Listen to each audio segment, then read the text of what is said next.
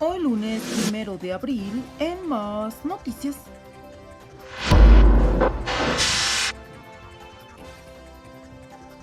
Cuba recibe más de 90.000 toneladas de petróleo de Rusia. Cuba recibió un buque de Rusia con más de 90.000 toneladas de petróleo para paliar la crisis energética por la que atraviesa el país caribeño, informó el sábado el Ministerio de Energía y Minas.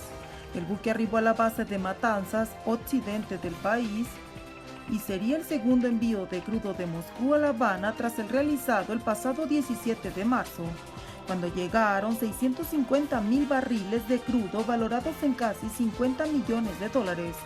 Estos envíos ocurren luego de varias visitas oficiales de alto nivel entre ambos países. La más reciente fue la del ministro de Comercio Exterior insular, Ricardo Cabrizas, al país euroasiático.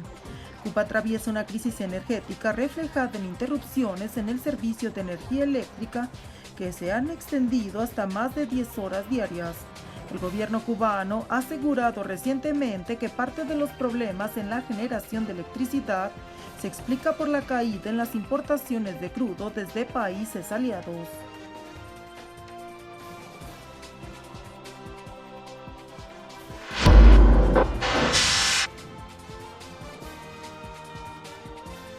Miles de personas marchan en Brasil en contra del olvido en el 60 aniversario del golpe militar.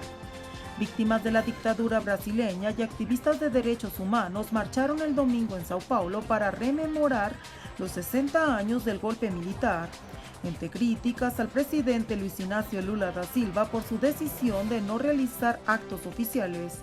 Dictadura nunca más y castigo a los generales.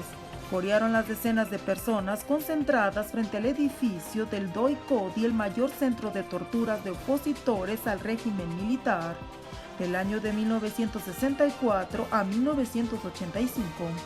Los manifestantes pidieron al gobierno, entre otras cosas, el establecimiento de una política de memoria y la restauración de la Comisión Especial de Muertos y Desaparecidos Políticos, algo que Lula prometió pero que todavía no ha cumplido. La activista está luchando para que el Doi-Codi se convierta en un memorial sobre la resistencia al régimen militar, porque por el momento no hay siquiera una placa que mencione el pasado oscuro de ese lugar.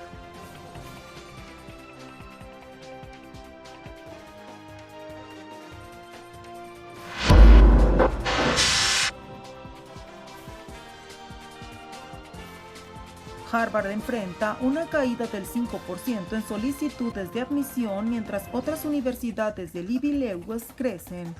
En un año marcado por controversias y cambios significativos en su política de admisiones, la prestigiosa Universidad de Harvard experimentó una disminución del 5% en el número de solicitudes para ingresar como estudiantes de pregrado en comparación con el periodo anterior.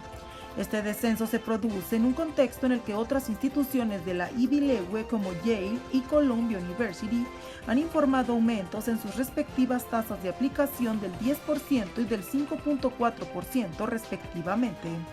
De acuerdo con The Wall Street Journal, la universidad con sede en Cambridge, Massachusetts, experimentó la cifra más baja de postulantes en los últimos 4 años, con 54.000 aplicaciones, de las cuales 1.245 fueron aceptados.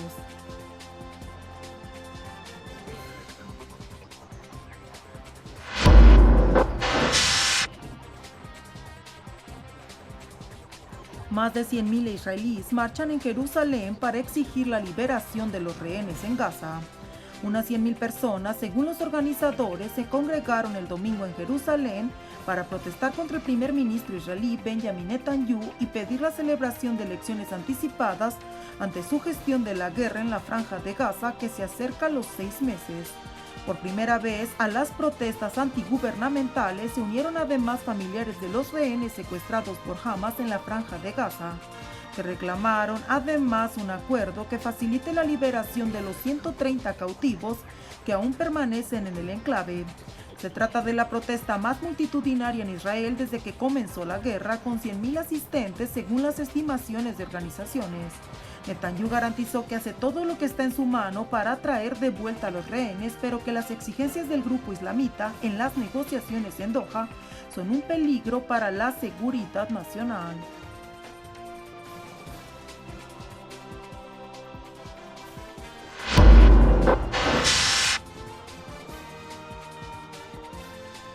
Elecciones municipales en Turquía. Erdogan y la oposición se enfrentan en las urnas por el control de Estambul. El partido del presidente Recep Tayyip Erdogan sufrió el domingo una contundente derrota en los comicios locales de Turquía, tras perder las principales ciudades del país y provincias clave a manos de la oposición y exiliados de su gobierno. Las elecciones locales son percibidas como un plebiscito entre Erdogan y oponentes, por lo que la derrota, la primera en 22 años del mandatario al frente, es interpretada como un castigo a las políticas del Ejecutivo y la crisis inflacionaria que azota al país. La diferencia de votos fue especialmente significativa en la capital, Ankara, donde el alcalde del CHP, Mansur Yavaş, renovó su cargo con una diferencia de más del 10% de votos. El presidente turco Recep Tayyip Erdogan sufrió su peor derrota política en 20 años en las elecciones municipales del país, que eran vistas como un medidor del apoyo al mandatario, así como del de ascenso a la oposición.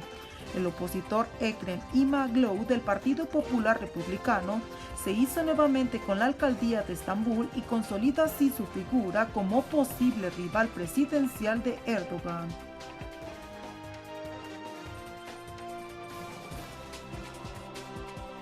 La información en Más Noticias.